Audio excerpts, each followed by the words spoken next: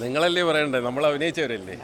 തൃപ്തിയായിട്ട് നമ്മൾ അഭിനയിച്ച് ഒന്നിനും ഒരു ബുദ്ധിമുട്ട് വന്നില്ല. നല്ല പടം. ഇതിലെ പോയപ്പം ചുമ്മാ കയറിയെന്നുള്ളൂ, അല്ലാതെ വേറെ ആർട്ടിസ്റ്റിനൊന്നും അതിനകത്ത് അങ്ങനെ ഒരു കാസ്റ്റിംഗ് അങ്ങനെ നമ്മുടെ സൂപ്പർ സ്റ്റാർ ഒന്നും ഇല്ലെങ്കിൽ പോലും കയറി കഴിഞ്ഞപ്പം എൻ്റർടൈനറാണ്. പടം കൊള്ളാട്ടെ. ഫസ്റ്റ് ഹാഫൊക്കെ കഴിയണവരെയൊക്കെ പടം തീർന്നത് അറിഞ്ഞില്ല. തുടക്കം തൊട്ട് അവസാനം വരെയും വേറെ ഒരു ലാഗും ഇല്ലാതെ നല്ല രീതിയിൽ പടം എടുത്തു വെച്ചിട്ടുണ്ട്. കുഴപ്പമില്ല. കോമഡി തന്നെയാണോ? കോമഡി തന്നെ. 100% എനിക്ക് ഇഷ്ടപ്പെട്ടു. കാരണം ഇതിലെ പോയപ്പം ചുമ്മാ കയറിയെന്നുള്ളൂ, അല്ലാതെ വേറെ ആർട്ടിസ്റ്റിനൊന്നും അതിനകത്ത് അങ്ങനെ ഒരു കാസ്റ്റിംഗ് അങ്ങനെ നമ്മുടെ സൂപ്പർ സ്റ്റാർ ഒന്നും ഇല്ലെങ്കിൽ പോലും കയറി കഴിഞ്ഞപ്പം എൻ്റർടൈനറാണ്. ഒരു കോമഡി തന്നെയാണോ പ്രധാനമായിട്ട് പറയാൻ വേണ്ടി? കോമഡിയാണ്, ഫുൾ കോമഡിയാണ്. പക്ഷേ എങ്കിലും നമ്മളെ റിയലായിട്ട് ലൈഫിലുണ്ടാകുന്ന കുറച്ച് നല്ല സംഭവമാണ്. തുടക്കം തൊട്ട് അവസാനം വരെയും വേറെ ഒരു ലാഗും ഇല്ലാതെ നല്ല രീതിയിൽ പടം എടുത്തു വെച്ചിട്ടുണ്ട്.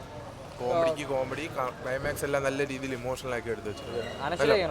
അനശ്വര എല്ലാം കിടിലം അഭിനയിച്ച എല്ലാവരും നല്ല കിടിലൻ ആക്ടിലാണ്. നല്ല പടം.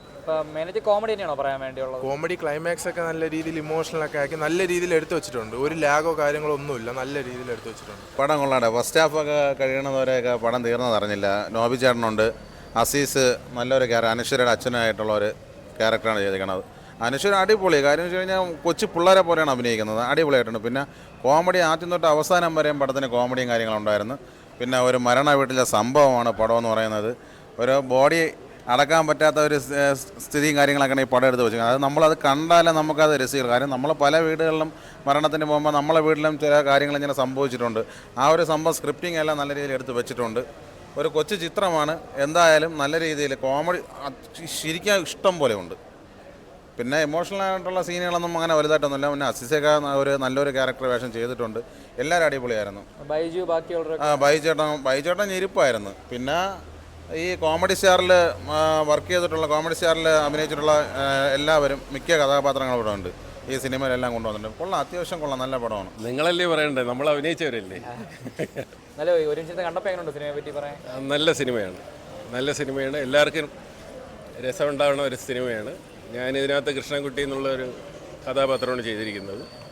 ഇതിനു മുമ്പ് ഫാലിമി, വാഴ അതിലൊക്കെ ചെയ്തതുപോലെ വളരെ സംതൃപ്തിയോടെ ചെയ്ത കഥാപാത്രമാണ്.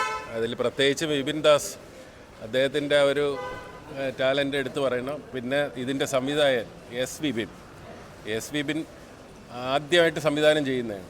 പക്ഷേ ആദ്യമായിട്ടുള്ളൊരു സംവിധായകൻ ചെയ്യുന്നതിൽ നിന്നും എത്രയോ എക്സ്പെർട്ടായ ഒരാൾ ചെയ്യുന്ന രീതിയിൽ നമ്മളെയൊക്കെ ഒട്ടും ദേഷ്യം വരാത്ത ഒരാളാണ് ഇദ്ദേഹം. അതായത് സാധാരണ തെറ്റ് വന്നാലും ഒക്കെ ക്ഷമയോടെ ഞങ്ങളോട് ഓരോ ക്യാരക്ടറും ചോദിച്ച് അത് എങ്ങനെ അങ്ങനെ മാറ്റി ചെയ്യുമെന്ന് പറഞ്ഞ് വളരെ കംഫർട്ടാക്കി കൊണ്ടുപോവുകയാണ് ഈ വിപിൻ ദാസും വിപിനും. അവർ രണ്ടുപേർക്കും പ്രത്യേക നന്ദി. അതാണ് സൂപ്പർ പടം. കാരണം നല്ല തൃപ്തിയായിട്ട് നമ്മൾ അഭിനയിച്ച് ഒന്നിനും ഒരു ബുദ്ധിമുട്ട് വന്നില്ല. നല്ല പടം, സൂപ്പർ. ഒരു കോമഡി പ്രതീക്ഷിച്ചതിന് വരാല്ലേ? കോമഡിയുള്ളൂ. 100% കോമഡിയാണ്. കാരണം അത് പേരിനുമായിട്ട് മാച്ചില്ലാത്തതാണ്. വ്യസന സമേതം ബന്ധുമിത്രാദികൾ എന്ന് പറഞ്ഞാൽ ഒരു മരണ വീട്ടിൽ ഒരു ദിവസം കൊണ്ട് നടക്കുന്ന സംഭവങ്ങൾ വളരെ രസകരമായിട്ട് അവതരിപ്പിച്ചിരിക്കുന്നു. അത് വളരെ ഭംഗിയായിട്ടുണ്ട്. ഞങ്ങൾക്ക് നന്നായിട്ട് ചെയ്യാൻ പറ്റിയെന്നാണ് ഞങ്ങളുടെ വിശ്വാസം.